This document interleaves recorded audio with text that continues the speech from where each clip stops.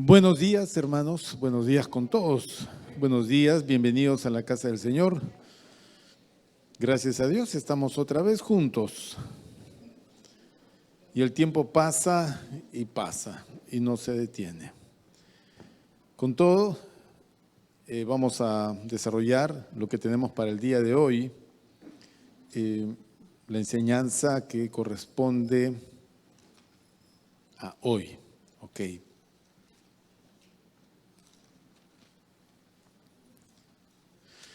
También saludamos a los hermanos que nos están viendo por la transmisión de este culto, desde servicio a través de nuestro canal de YouTube. Todos sean también bienvenidos, porque de alguna manera ellos están participando. Quizás algún impedimento les ocasione el no poder asistir a las reuniones, pero con todo, que Dios los bendiga. Bien, a ver. Los días jueves estamos estudiando la carta de Pablo a los Corintios, la primera carta a los Corintios. Si usted no está siguiendo la enseñanza, una pena porque había mucho que tocar allí. Mejor dicho, hemos venido tocando muchas cosas, muchos temas. Voy a referirme a uno de ellos que no lo hemos tocado todavía, sino que vamos a tocarlo dentro de unas semanas, pero creo que sí vamos a poder entender de qué se trata este asunto. Explicamos desde el principio que esta carta, la primera carta a los Corintios, es una carta particular por la cantidad de instrucciones y de mandatos que el apóstol Pablo escribe. Y bueno, la razón es que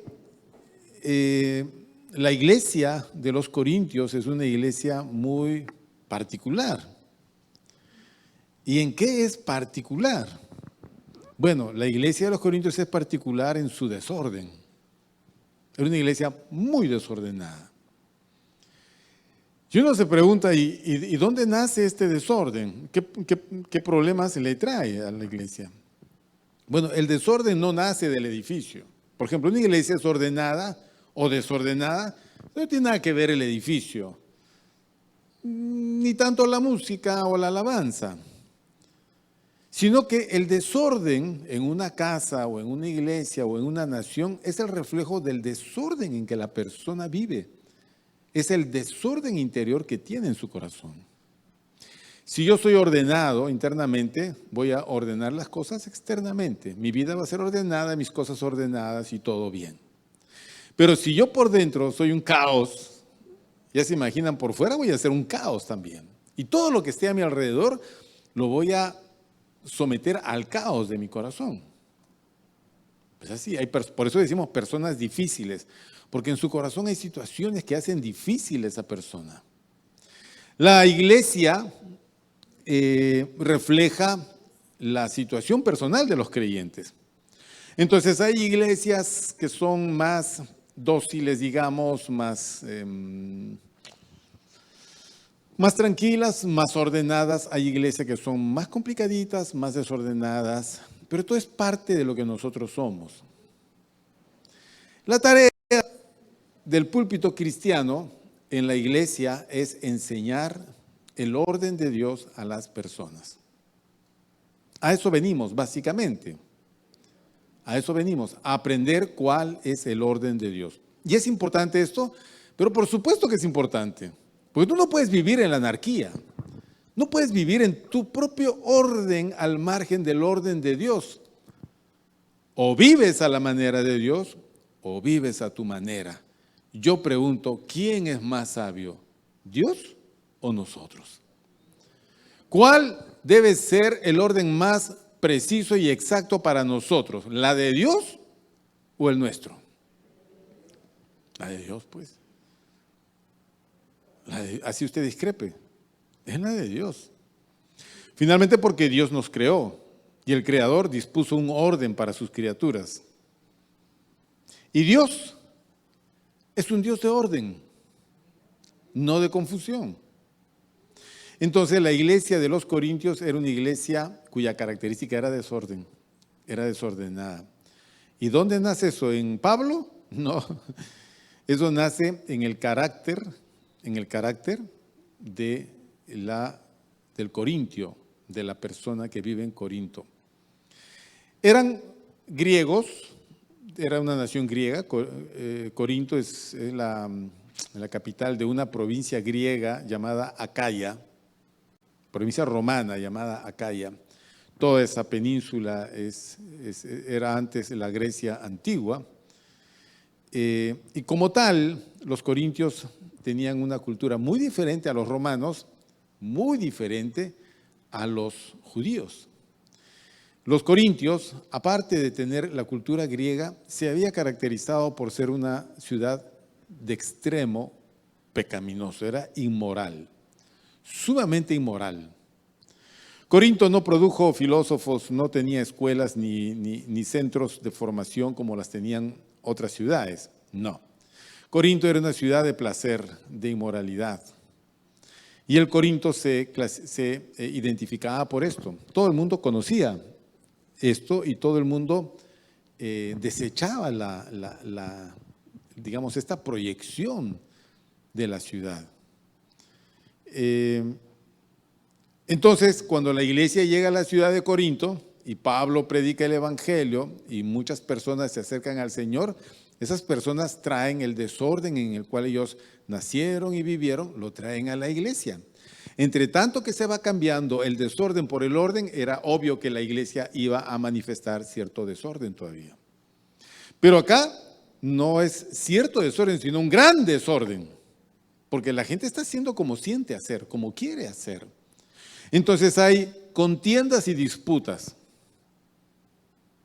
Hay dentro de la iglesia cierta división, están divididos los hermanos. Y en muchos aspectos la iglesia no está haciendo como enseñó el Señor Jesús, sino como ellos creen, bajo la influencia de su cultura griega. Este jueves, por ejemplo, hablamos del capítulo 6 de Corintios, de aquellos lemas o dichos que tenían los corintios. Uno de ellos era, por ejemplo, todo me es lícito. Ese es un concepto griego, todo me es lícito. Y cuando llegó el evangelio, los corintios decían, por Cristo yo soy libre para todo me es lícito, hermano, porque por la oración todo es santificado. Entonces yo puedo hacer lo que yo quiero. No tienen por qué restringirme, Jesucristo no ha venido a restringirme.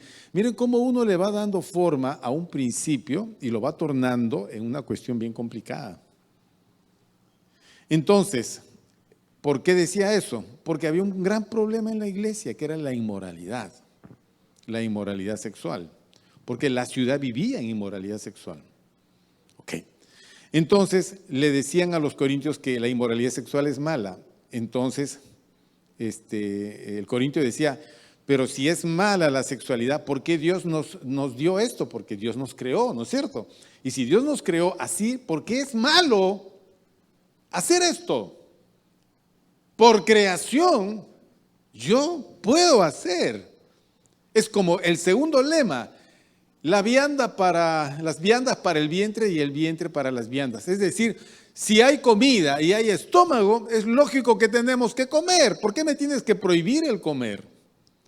O sea, ¿por qué tenemos que prohibir a la gente su sexualidad, sus gustos, sus placeres? ¿Por qué? Si todo es lícito.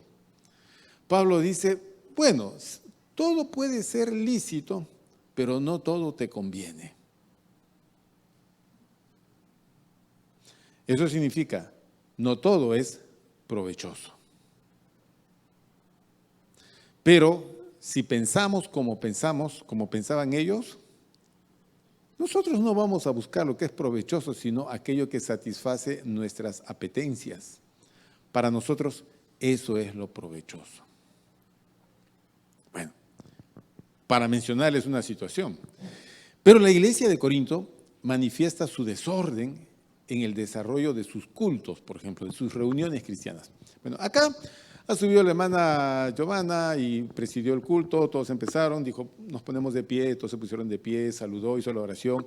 Empezaron los hermanos a tocar, las alabanzas, después la adoración, todos procuramos entrar en un mismo espíritu a la presencia del Señor, ¿ok? Ya. Y después dice, bien, hermanos, tomamos asiento, vamos a entrar ahora a la meditación de la palabra. Y sube el pastor Ángel. Y el pastor Ángel se manda 45, 50 minutos, a veces más, tratando de enseñarnos. Dice, al final, usted ya sabe cómo es el culto. Tiene un orden. Tiene un orden. Tenemos un invitado. Bien, el invitado pudiera modificar un poco el orden, pero siempre ordenadamente. Por ejemplo, viene el hermano Sandip y hace lo que él hace como él lo hace. Y nosotros lo respetamos porque sentimos que eso está bajo el orden. Él no está creando caos ni confusión. No. Bueno. Pero la iglesia de Corinto sí le puso el sello de la confusión a sus servicios. ¿Cuál de ellos? El de la competencia. Competir. Demostrar que yo soy más o mejor que tú. ¿Y en qué lo mostraron? Interesante. Aquí viene el tema de los dones espirituales. Quiero saber quiénes no saben nada de los dones espirituales. Nunca habían escuchado, o si lo escucharon, no lo entendieron, jamás le entendieron al maestro la explicación de los dones espirituales. Levante la mano para saber si lo toco, aunque sea nada más que 4, que 5, que 6. Yo creo que la mayoría. La mayoría. Bueno. Voy a respirar.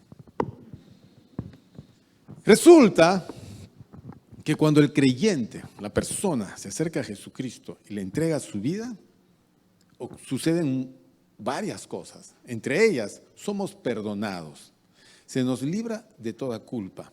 Y nuestro destino cambia. Ya no es la condenación nuestro destino eterno, sino los cielos. Dejo de ser un enemigo de Dios para ser hijo de Dios. Miren, todas las cosas que pasan. Y dejo de ser un extranjero para ser miembro de la familia de Dios. Muchas cosas cambian cuando yo le entrego mi vida a Cristo. Pero hay una fundamental. El Espíritu Santo tiene que venir a mí. Y cuando Él viene, suceden todos estos cambios. Sin el Espíritu Santo no hay tal obra. No existe, no se puede. De ahí que si tú le entregaste tu vida al Señor Jesús, el Espíritu Santo está en ti. Y tú te has convertido en un templo del Espíritu Santo. ¿Ok?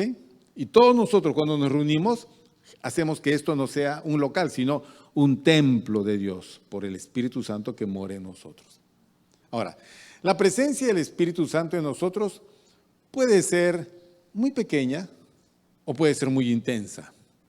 Si es muy pequeño, su influencia es poquito. Si es muy intenso, su influencia es poderosa. Bien, nosotros somos espíritu, somos espirituales y somos carnales, naturales. Lo que usted ve en una persona, su cuerpo y todas sus apetencias, eso es de la carne. No son malas, Dios las puso, solo que están desordenadas y hay que ponerlas bajo orden. Pero sin Dios yo no puedo poner bajo un orden todas las apetencias de mi carne. El Espíritu de Dios lo que hace es ayudarme, fortalecerme, dirigirme para poner todas las cosas en mi vida bajo el orden de Dios. Esto es, si el Espíritu Santo es fuerte en mí. Pero si por el contrario el Espíritu Santo está pequeñito, apenita, como una llamita de una velita misionera, no calienta ni una taza. Entonces la persona es cristiano, recontra carnal, recontra complicado. Y le gusta el desorden.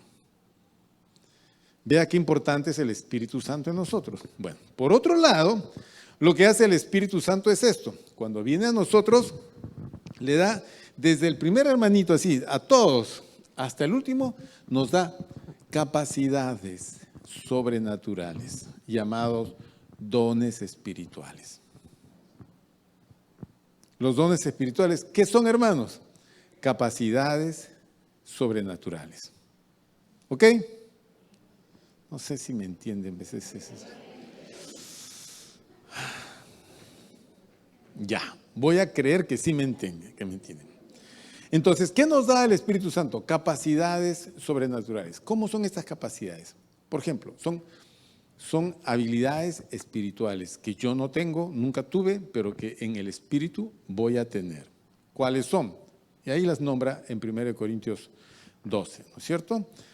Por ejemplo, palabra de sabiduría, palabra de ciencia, discernimiento de espíritus, fe, profecía, lenguas, interpretación de lenguas, milagros, y me falta uno que es, ya dije fe, ¿ah?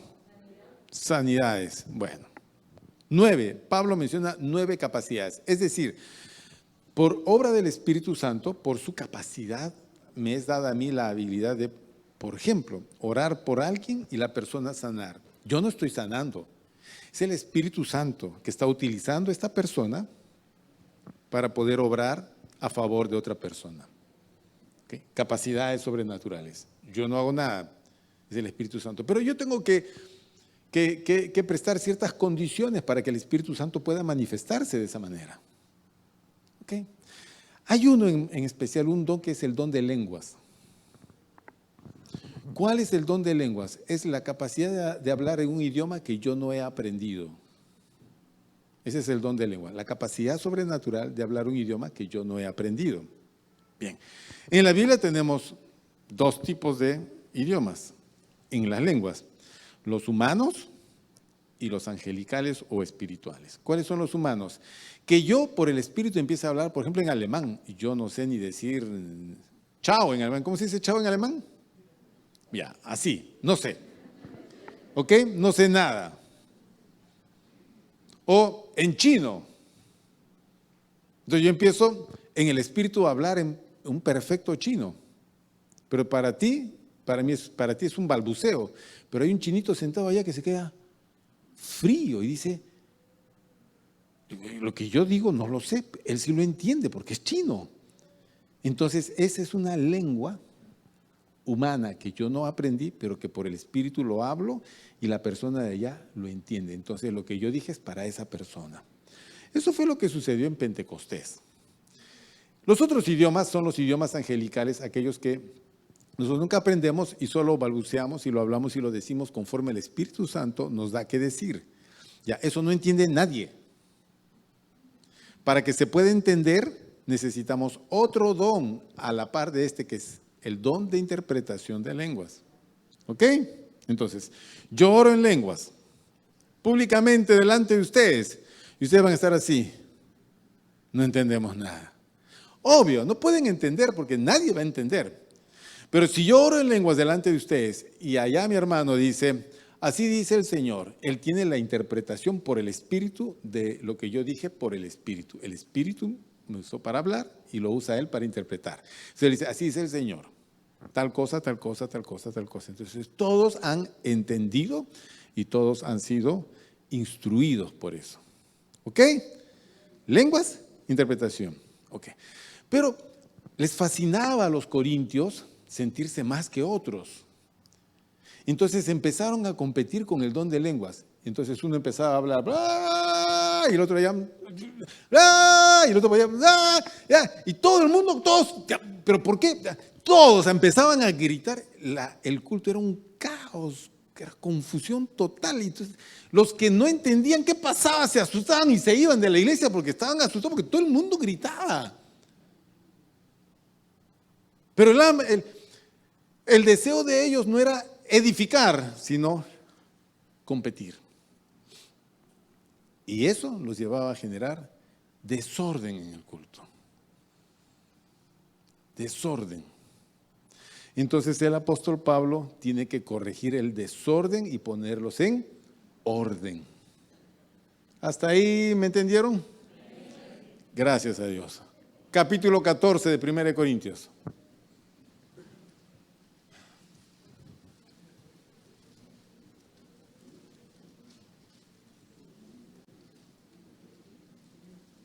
Capítulo 14 de 1 Corintios.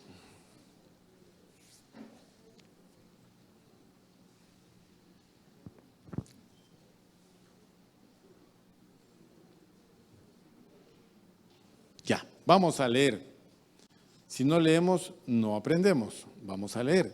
Capítulo 14, versículo 1. ¿Qué le dice Pablo a los corintios? Les dice esto. Seguid el amor. No significa que se enamoren todos. No, eso tiene otro significado. ¿Ok? Eso está en el capítulo 13, pero no leemos el 13. Vamos a leer lo que vamos a desarrollar. Seguid el amor y procurad los dones espirituales. Pero sobre todo, ¿qué dice? Profeticéis. Profecía. Procura los dones espirituales, pero sobre todo que profeticéis. 2. Porque el que habla en lenguas no habla a los hombres, sino a Dios, pues nadie le entiende, aunque por el Espíritu habla misterios. Claro, en lenguas yo hablo un idioma que solo Dios entiende, entonces estoy hablando para Dios. Los demás no entienden, no estoy hablando para ellos. Aunque yo pueda hablar misterios de Dios. Pero si nadie entiende, no pasa nada. Sigamos. 3. Pero el que profetiza habla a los hombres, porque habla en un idioma conocido, lo que entendemos todos, para edificación, exhortación y consolación. Ya, le voy a explicar. El que profetiza es todo aquel que se para en este púlpito o en un lugar de enseñanza y empieza a hablar de parte de Dios a través de una enseñanza o una exhortación, una predicación. Él está haciendo uso del don de profecía. Entonces, ¿qué está trayendo el hermano? Un mensaje de Dios para las personas. Entonces todos se sientan y el hermano dice, ¿entendieron, hermanos? Y todos dicen, sí. Ah, genial, ¿ve? Entonces cuando tú entiendes lo que yo explico, todos salimos edificados de acá. Porque yo cumplí mi tarea y tú recibiste edificación. ¡Qué bueno! ¿Ok? ¡Qué bueno! Ya, eso es lo que dice el versículo 3. 4. El que habla en lengua extraña a sí mismo se edifica. Es bueno hablar en lengua extraña, en lenguas, porque te edificas tú mismo. Pero el que profetiza, ¿a quién edifica? A la iglesia. Mira, ¿ve? Todo como se hace con orden, todo se hace bien. Ahora, ¿es malo orar en lenguas? No, mi querido hermano. Debes de procurar orar en lenguas. Pedirle al Señor, Señor, dame el don de lenguas para yo poder orar y tú poder entender, porque la oración en lenguas no tiene nada que ver con mi mente, sino todo es con el Espíritu. Y el Espíritu ora según la situación, la necesidad, mi situación, la situación. El Espíritu hace cosas extraordinarias. Aunque yo no las entienda, aunque nadie la entienda. Pero en el culto, yo no subo acá pensando en mí, sino pensar en los que me van a escuchar. Entonces tengo que hablar en castellano o en español, decir bien las cosas claramente para que usted pueda entender. Eso es profecía. El que habla en lenguas, a sí mismo se edifica, pero el que profetiza, edifica la iglesia.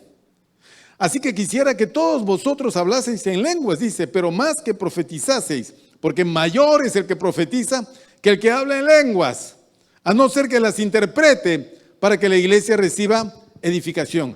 Entonces, ¿son buenas las lenguas? Sí, hermano, en la iglesia es bueno siempre y cuando haya quien interprete. El don de interpretación de lenguas se llama eso.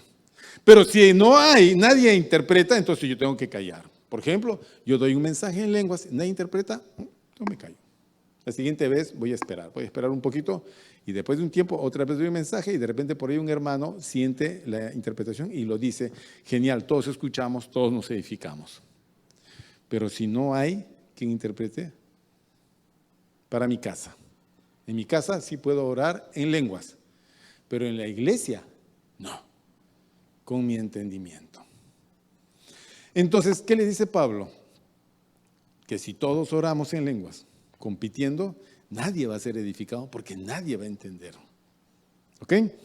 ¿Dónde está eso? Eso está acá. Mire usted. Versículo 23. Versículo 23 dice, si pues toda la iglesia se reúne en un solo lugar, ese es el culto público, y todos hablan en lenguas, y entran indoctos o incrédulos, gente que no entiende, que no sabe, ¿no dirán que estáis locos? Obvio, porque no entiende. Porque no entiende. porque el idioma que estamos utilizando no es comprensible. No es comprensible.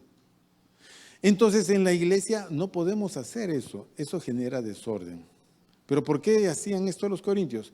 Porque ellos eran personas dadas a la competencia, a la división, al orgullo y generaban desorden en las reuniones cristianas. Bueno, el problema es que en ese desorden no se logra el propósito del servicio. Miren, les digo esto, ¿no? Vamos a decirlo, no se sienta aludido. Si yo vengo a un culto, me siento y me duermo, el culto fue un desperdicio para ti. Porque si te duermes, no escuchaste nada. Yo a veces estoy cansado, ya, estoy cansado. Digo, ay, voy a ver alguna cosita en televisión, entonces pongo, a ver, una película de estas, pongo. Apenas aparecen las letras, me quedo dormido. Me despierto, ya va más o menos 13 minutos de película. ¿Qué hago? ¿Sigo con la película o tengo que regresar al principio? ¿Ah? ¿Qué hace usted? ¿Qué haría usted? Regresar, ya. Regreso, me duermo. Otra. Regreso, me duermo otra vez. Digo, por Dios, no puedo ni siquiera empezar a ver la película porque me duermo. Ángel, entonces no tienes que ver la película, tienes que dormir. Ok. Si tú vienes al culto, no puedes venir para dormir. Tienes que venir para escuchar. No tienes otra oportunidad. Hermanita, la mascarilla, por favor. Ajá. Eso es con orden. Tienes que venir a escuchar. Si tú no vienes a escuchar, no vas a aprender, te vas a quedar con tus propios pensamientos, los que trajiste del mundo, los que en el mundo aprendiste, cómo te enseñaron, cómo te formaron, cómo te educaron, cómo te traumaron, cómo te acomplejaron, cómo te alienaron. Con todas esas cosas, una licuadora acá, esa es mi forma de pensar. Cuando vengo al culto, tengo al pastor que me dice, así no, así sí, así no, así no, así sí. Entonces yo tengo que estar, ajá, allá, así, entiendo. ¿Y dónde dice eso, pastor? Acá. Y así, allá, allá, allá, allá, ajá, ajá, y ya listo. Entonces, ¿qué hago con todo esto? Pongo en orden mis pensamientos. No es suficiente que tú pienses en la forma que tú crees. Eso está bien hacer. No. Por ejemplo, si vienes y te duermes o sencillamente no vienes al culto, yo te pregunto, ¿dónde vas a aprender? ¿Dónde? Dime pues. ¿Dónde? ¿En tu casa? ¿En tu casa? No, porque tú no puedes ser tu propio predicador. Claro. ¿Quién es su propio predicador? ¿Yo me predico a mí mismo en mi casa? ¿Me es suficiente leer mi Biblia? No, no es suficiente. No, mis queridos hermanos, yo necesito el ministerio de la palabra en mi vida. Si quiero cambiar las cosas, mi forma de pensar, la situación en mi vida, quiero salir del caos y la confusión en que he aprendido a vivir y estuve viviendo, estoy cansado de muchas cosas, todo me está saliendo mal, nada está saliendo. Yo necesito orden en mi vida. Mira, el problema no son los hermanos, el problema no es el país, no es la economía, el problema es yo que no estoy poniendo, porque yo soy creyente, pero soy cristiano, yo no estoy poniendo en orden mi vida. Bueno, a ver, vamos a ir al ejemplo. ¿Cuántos estuvieron ayer en su célula? Levante la manito. Perfecto. ¿Cuál fue el tema de ayer? Micaías y el levita. ¿Ok? ¿Qué libro es? Jueces. ¿Qué capítulo? 17. Micaías y el levita. ¿Qué pasó? Micaías es un israelita de la tribu de Efraín. ¿Ok? Él ha llegado, los de Efraín han conquistado esa parte de Canaán, ¿ya? La conquista de Canaán, han conquistado, ellos se han asentado ahí, en ese lugar. Micaías tiene su casa, sus campos, todo genial, todo está muy bien. Entonces Micaías dice, bueno, ¿ahora qué me falta? Miren, ¿ah? Interesante cómo piensa Micaías. No sé cuántos Micaías habrán acá. Habremos acá. Micaías dice, me falta esto. Me falta mejorar mi religión. ¿Ya? Entonces, ¿qué hace Micaías? Se hace una casa de dioses, o sea, un pequeño templo en su casa. Se llama templo doméstico. Hace 100 años atrás, las casas tenían pequeños altares, pequeñas capillitas adentro, donde habían los ídolos que las abuelitas oraban y adoraban. Micaías hace en su casa una casa de dioses, le llama, un pequeño santuario. Muy bien, ya está, este lugar va a ser. Ahora necesito adorar a Dios. ¿Cómo hago? Necesito imágenes, dice Micaías. Entonces, el tema del dinero, ¿se acuerdan que le robó a su mamá y después se lo devolvió y todo? Ya, no importa. Van y se mandan a hacer imágenes de fundición. Funden la plata y hacen una imagen y después hacen una imagen de talla. En piedra, le dan forma, bien, y él pone ahí una imagen de fundición y una imagen de talla. Ya tengo ídolos, dice Jehová. Porque él adora a Jehová. ¿Qué me falta? Me faltan vestiduras sacerdotales. Entonces se confecciona las vestiduras sacerdotales, se manda al sastre, hace unas vestiduras que se llama efod y las cuelga. Ya tengo la vestidura sacerdotal y tengo mi imagen de talla y de fundición. ¿Qué me falta? Terafines, dice, me faltan los terafines. ¿Qué cosas son los terafines? Eran objetos de adoración para la buena suerte. Tu equeco, pues, que tienes en tu casa. Sí, tu equeco. ¿No tienes tú un equeco? ¿El gatito? ¿No tienes un gatito de esos que te compraste para tu negocio? ¿Para tu casa? ¿No tienes un chinito allí? ¿O el chinito de la mano que se saca de la buena suerte? ¿No te han dicho, llévese llamaplata, señora, y va a ver cómo? Pero ¿no tienes algo mejor? Llama dólar. La hojita más grande llama dólar. Llama al dinero. Superstición. Entonces Micaías se mandó a hacer sus terafines para la suerte, para que todo le vaya bien.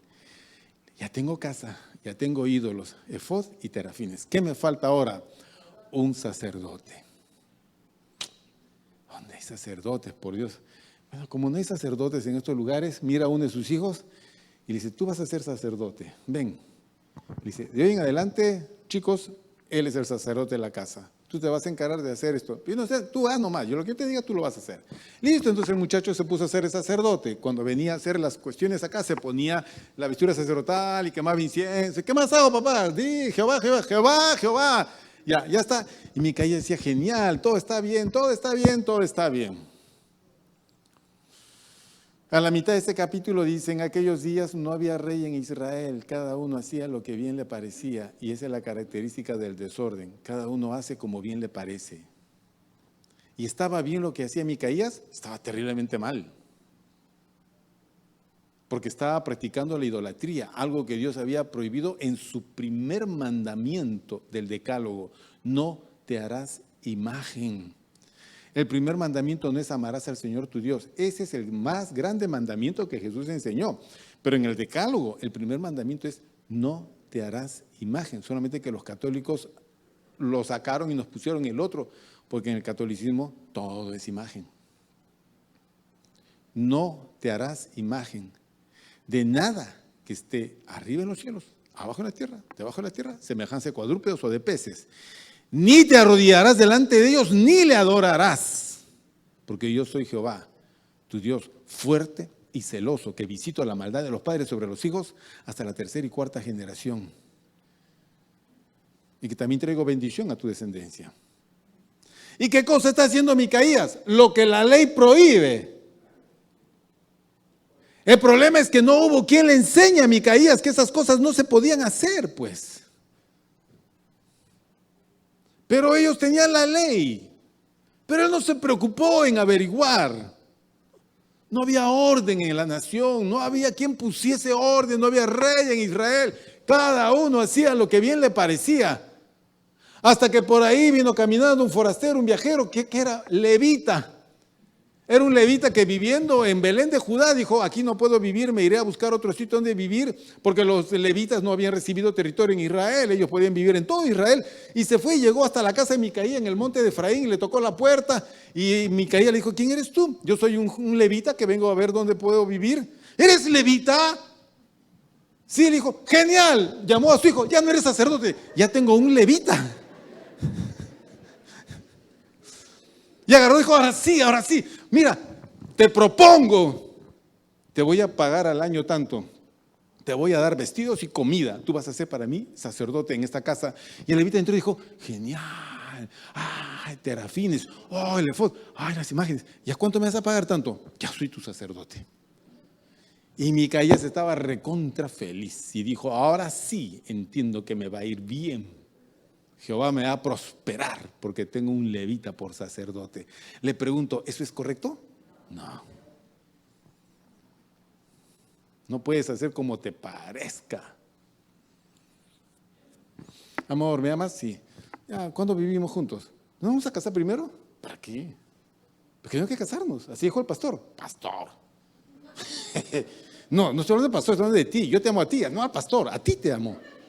Pero ¿y el pastor? ¿Qué tiene que ver el pastor? Pero es que está mal. ¿Quién dice que está mal? Pero es que el pastor dice que, pero amor, todo el mundo convive. Todos hacen como quieren. No le puedes poner restricciones a la moralidad de la gente. A la gente no le gusta que le digas eso está mal. Eso está mal. Pensar así está mal. Hablar así está mal. Vender así está mal. Criar así a tus hijos está mal. A la gente no le gusta. El pastor no entra acá, el pastor es allá en la iglesia. Acá solamente somos tú y yo, nuestro amor. Bueno, pues salió embarazada, tiene problemas en el segundo año y el chico se consiguió otra novia y se fue. Entonces la hermanita quedó encinta y viene y dice, pastor, ¿y a quién le preguntaste pues para hacer eso? ¿Acaso no dice la Biblia esto y no dice la Biblia esto? ¿Acaso no hemos enseñado esto? ¿Acaso no hemos enseñado eso? ¿Por qué hiciste equivocadamente? ¿Por qué hiciste todo fuera del orden? Ya ves que nada sale bien cuando se hace en desorden. Nada sale bien. Yo tengo 33 años de pastor en esta iglesia. Antes, 8 años liderando el grupo que le dio origen a la iglesia.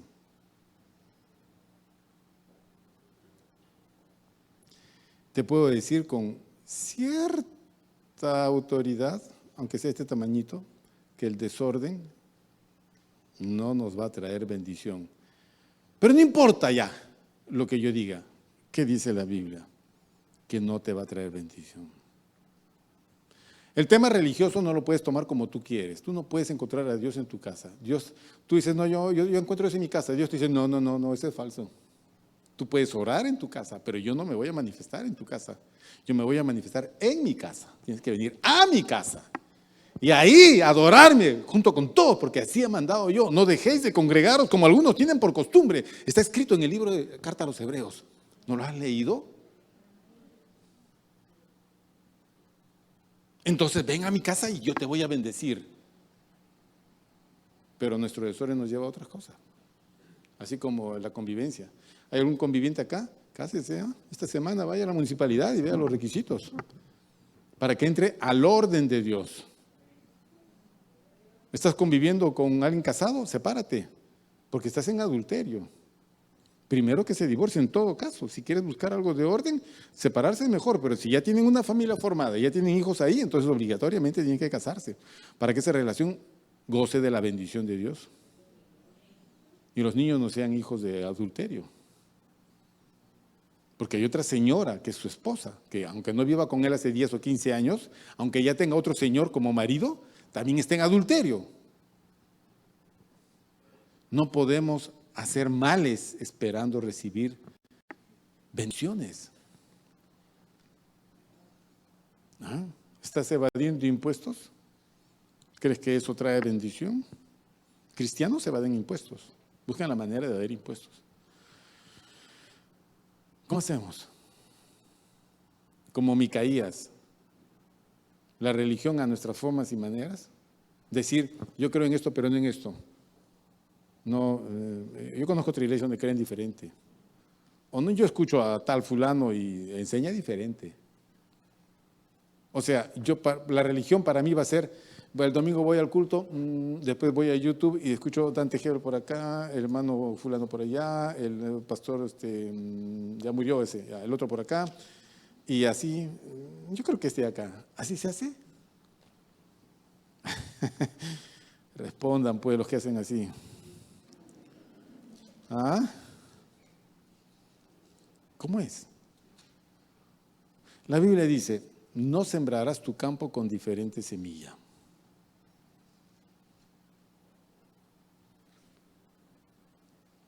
¿Qué significa eso? Este es mi campo. No debo de sembrar este campo con diferentes conceptos. De aquí, de acá, de acá, de acá, así tomar así. No. Nunca vas a ver un huerto donde tú agarras semillas de maíz, de papa, todo mezclado así, todo mezclado. Entonces, porque las plantas crecen diferente, unos tienen un tiempo, otros otro tiempo, unos más agua, otros menos agua. La cosecha de uno de una manera, la cosecha de otro de otra manera. Unos, el fruto es abajo, los tubérculos, los otros son arriba, espiga, otros son árboles. No puedes sembrar tu campo con una diversidad de semillas. Tú no puedes tener enseñanzas de todo tipo. Tienes que ir a donde Dios te dijo que vayas. Y escuchar. Y entender.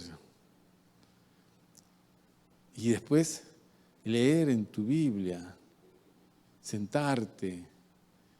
Y decir, Señor, ahora enséñame. Los corintios no entendían de esto. Ellos querían competir. Competir. Yo hablo más lenguas que tú. ¿Es así? No, no es así. Versículo 26 de Corintios 14. ¿Cómo debe ser? ¿Cómo debe ser? Versículo 26.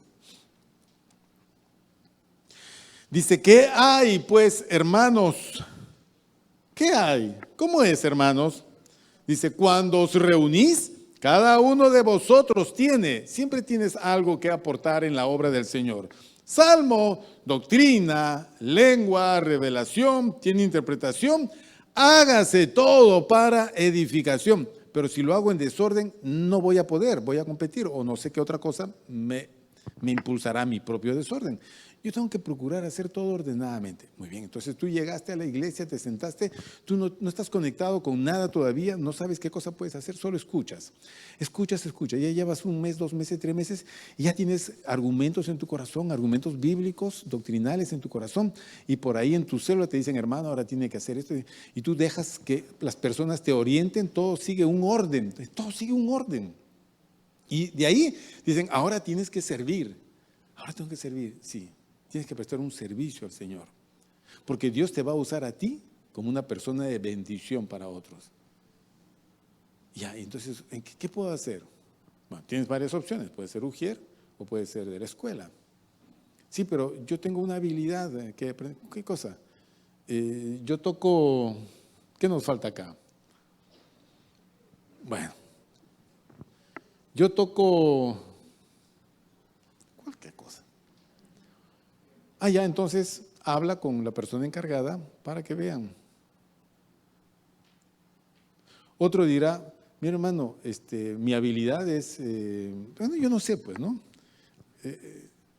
Entonces, con los niños tenemos desde la cuna que empieza el próximo domingo, recién el próximo domingo empieza la cuna, por si acaso 25. Tenemos caminantes, otros chiquitos, parvulitos, principiantes, primarios, adolescentes, Dinamis, Yuru, Gedeón, Macarios. Tenemos áreas de servicio.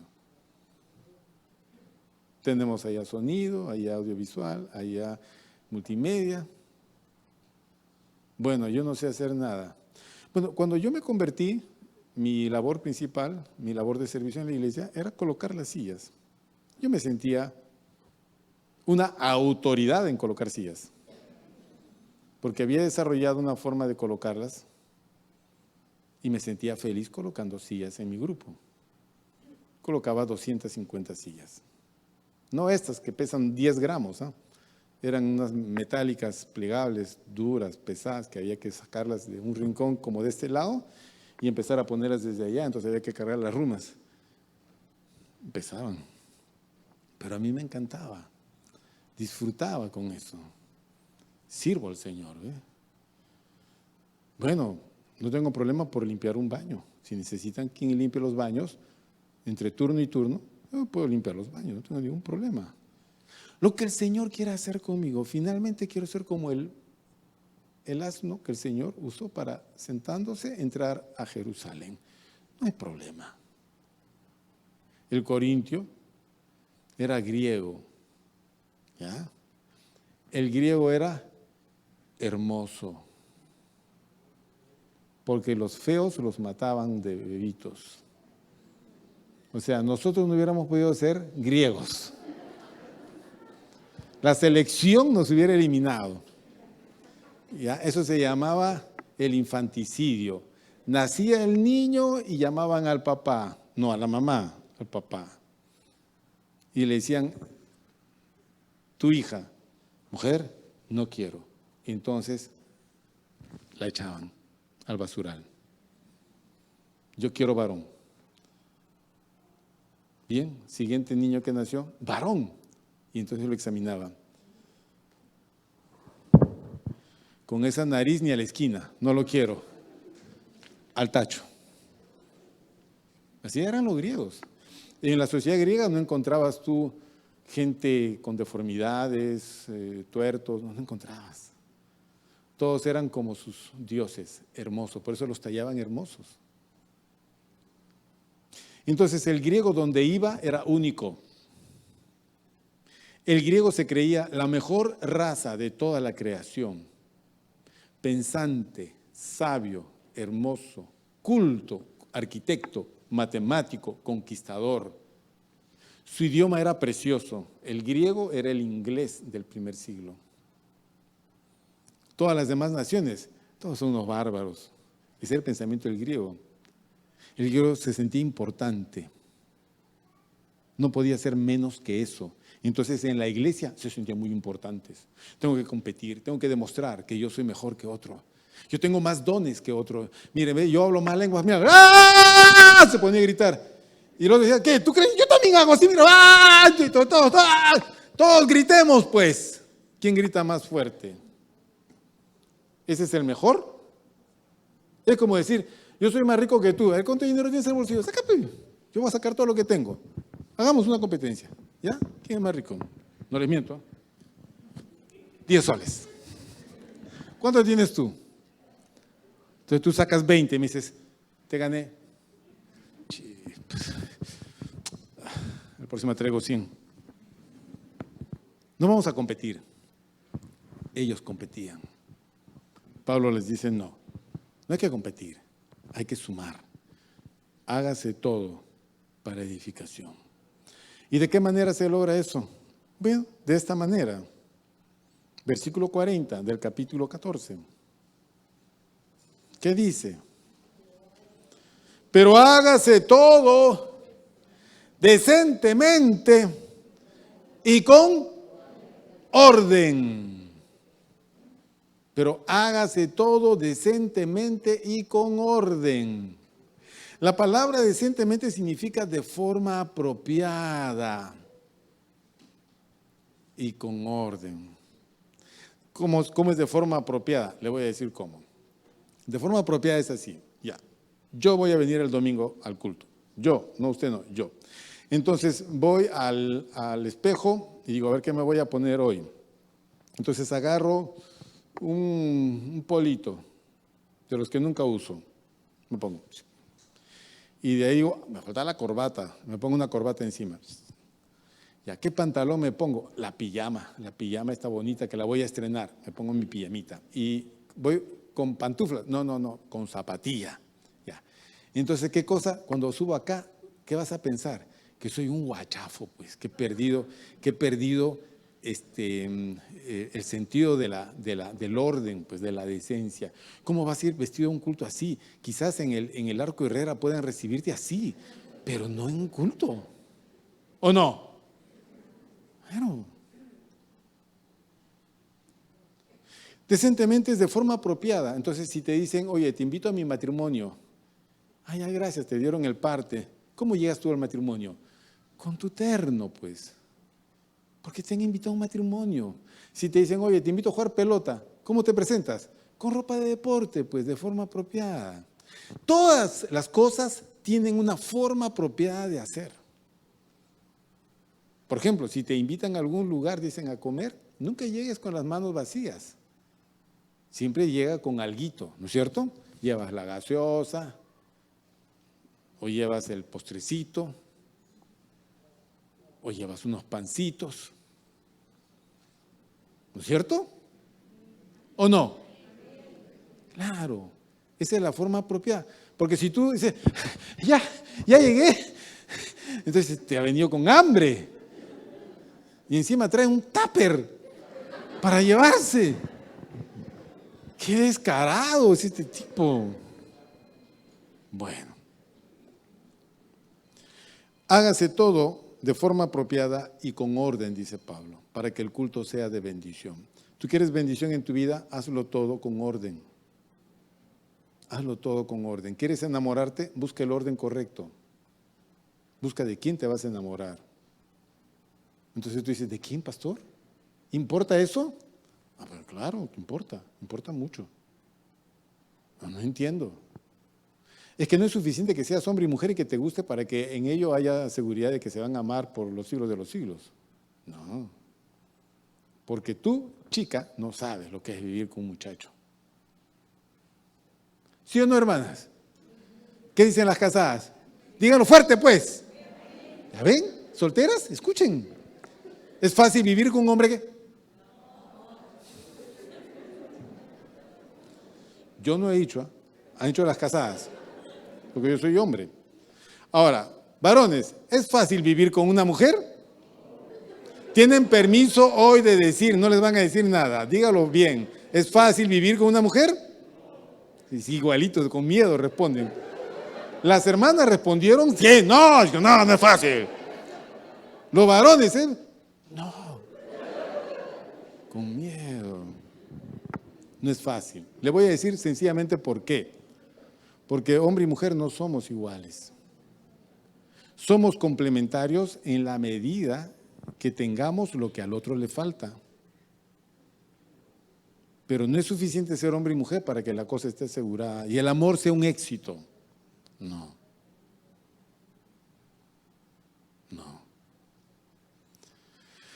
Hay una forma. Como les expliqué a los de primer turno, de todos los que quieren enamorarse y casarse, allá en la librería hay un librito amarillo que se llama Las cosas que hubiera querido conocer antes de casarme. Así se llama. ¿Ya? Las cosas que hubiera querido conocer antes de casarme. Entonces va, apenas termina, no, ahorita no, apenas termina el culto, se va y le dice, hermano Jaime, por favor, quiero ese libro, ¿cuánto está? Jaimito te va a decir, ya se lo llevaron los del primer turno. Consígame uno, por favor. Ya, yo lo vi el domingo pasado, lo vi en la vitrina. Dije, ¿qué título más interesante? Pero yo ya llevo 33 años casado. Pero a ver, ¿qué cosas hubiera querido saber antes de casarme? Dame este librito, por favor. Ya. Y lo leí en la semana ahí en mi oficina y era cierto. Porque sobre el tema de matrimonio, noviazgo, matrimonio, mis queridos hermanos, todo está escrito. Es el tema de mayor investigación en la literatura cristiana. Con todo ese aporte, si tú encuentras dirección para tu vida, no vas a cometer muchos errores.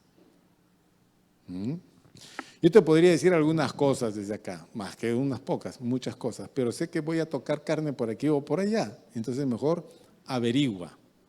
¿Ya? ¿Cómo averiguas? Entonces vas, tocas la puerta de mi oficina y dices, pastor, solo por consultar, ¿usted cree que yo sería un buen esposo? Por favor, dispare nomás. yo lo voy a recibir todo, pastor, solo dígame, no quiero cometer errores. Entonces yo te diré, no creo que seas un buen esposo. ¿Por qué, pastor?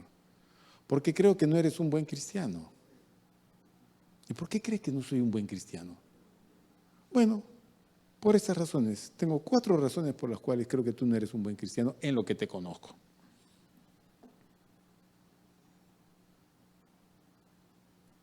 ¿Y usted cree que si mejora esas cosas podría ser un buen candidato? Sí, pero no para cualquier hermana. No. ¿Para qué tipo de hermana? Es que tenemos que aplicar un orden a una realidad, ¿eh? En el caso del emparejamiento es bien.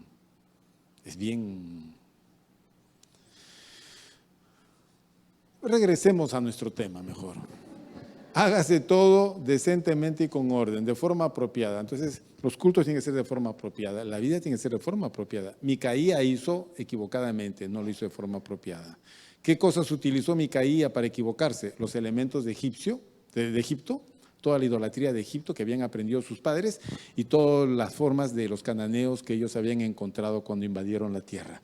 Entonces, con todos esos elementos, más lo que Moisés les había enseñado, todo, entonces Micaías hizo un cambalache acá y determinó la tontería que estaba haciendo ahí. No se puede. Nosotros venimos como los corintios de un mundo que no es ordenado, de un mundo que no es decente, de un mundo que no honra lo bueno, no honra.